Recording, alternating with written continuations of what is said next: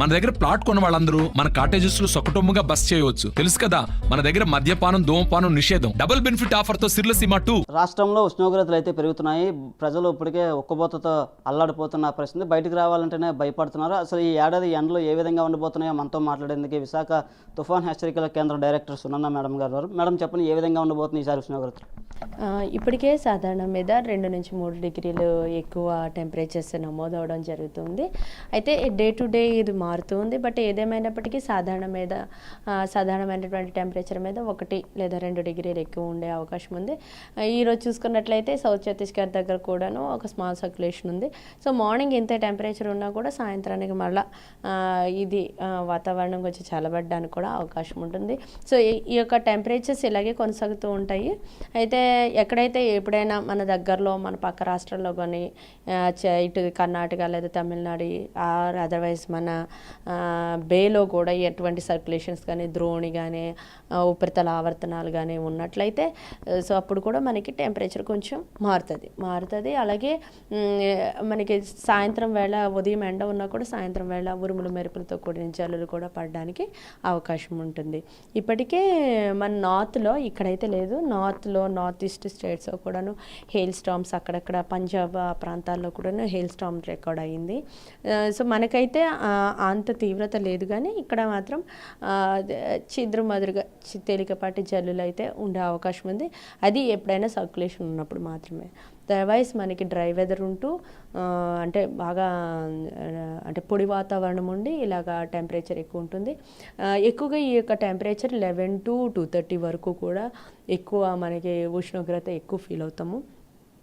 So ఈ టైంలో బయటికి వెళ్ళే వాళ్ళు చిన్నలు పెద్దలు ఎవరైనా సరే వాటర్ బాటిల్ క్యారీ చేసుకుంటూ ఉండడం మంచిది. ఎందుకంటే డీహైడ్రేషన్ వల్ల మనము ఎక్కువ ఇబ్బంది పడతాం, సన్ స్ట్రోక్ కూడా ఉండే అవకాశం ఉంటుంది కనుక తగినంత జాగ్రత్తలు తీసుకోవాలి. అలాగే గొడుగులు సంథింగ్ షేడ్ మన హెడ్ మీద ఉండేటట్టు మనం చూసుకున్నట్లయితే కొంతవరకు ఈ యొక్క ఎండ ప్రభావాన్ని నుంచి తప్పించుకోవచ్చు. తెలుగు రాష్ట్రాల్లో ఎల్ఈలో ప్రభావం ఏమైనా ఉండొచ్చు అంటారు? ఎస్, ఈ యొక్క టెంపరేచర్స్ కూడా ఒక రీజన్ ఏంటి అంటే ఎల్నినో ఎఫెక్ట్ ఇంకా మన ప్రాంతం మీద ఉంది. సో రానున్న 3 నెలలు కూడాను కొంచెం టెంపరేచర్స్ ఎక్కువే ఉంటాయి.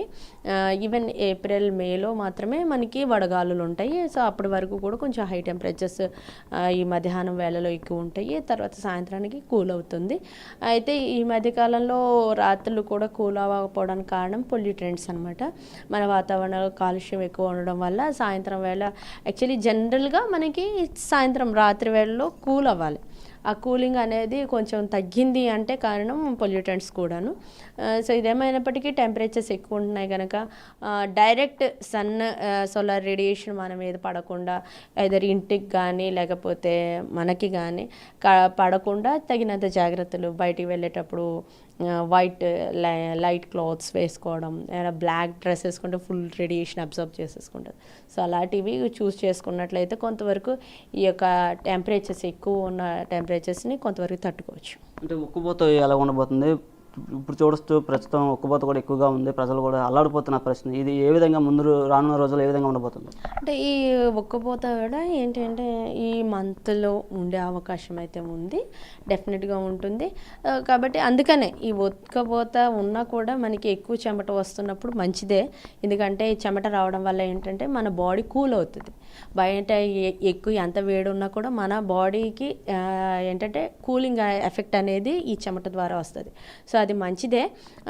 అలాగా ఎక్కువ వాటర్ బయటికి వెళ్ళిపోతుంది కనుక మన శరీరంలో ఎక్కువ వాటర్ మనం తీసుకోవాల్సి వస్తుంది. సో అలా తీసుకుంటే కొంతవరకు ఈ వేడిమి నుంచి మనం తప్పించుకోవచ్చు. ఇంకా కొన్ని ప్రాంతాల్లో అక్కడ ఉన్న టెంపరేచర్స్, అక్కడ ఉన్న వాతావరణ పరిస్థితులను బట్టి చెమట రాదు. సో అప్పుడు చాలా ఇబ్బంది అవుతుంది, డీహైడ్రేషన్ వచ్చి ఈవెన్ అంత వాటర్ బయటికి వెళ్ళిపోతున్న సంగతి కూడా వాళ్ళకి తెలియదు. సో అలాంటప్పుడు ఈవెన్ సమ్టైమ్స్ డెత్ కూడా ఛాన్సెస్ ఉంటాయి. సో అందువల్ల ఎప్పుడు కూడా మనం ఎప్పుడు వాటర్ తీసుకుంటూ ఉండాలి. సో అలా తీసుకుంటున్నప్పుడు చెమట ద్వారా బయటకు వచ్చేసినప్పుడు బాడీ కూల్ అవుతుంది కనుక మనము ఇంత టెంపరేచర్ అయినా మనం సస్టైన్ అవ్వడానికి అవకాశం ఉంటుంది.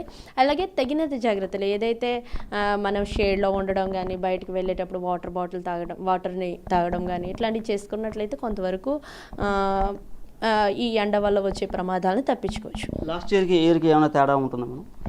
లాస్ట్ ఇయర్కి ఈ ఇయర్కి అంటే ఇంచుమించు దగ్గరగా ఉంది. అంటే ఎల్నినో ఎఫెక్ట్ వల్ల టెంపరేచర్స్ ఎక్కువే ఉంటున్నాయి. మార్చ్లోనే మనకి high temperatures. Even last year అయితే ఏప్రిల్లో కూడా మనకి వడగాలులు వచ్చిన పరిస్థితి కనబడింది. ఏప్రిల్లో హైయెస్ట్ టెంపరేచర్స్ కూడా రికార్డ్ అవ్వడం మొదలైంది. సో ఈ విధంగా ఇదే సేమ్ సినారియో మేబీ కొనసాగడానికి అవకాశం అయితే ఉంది.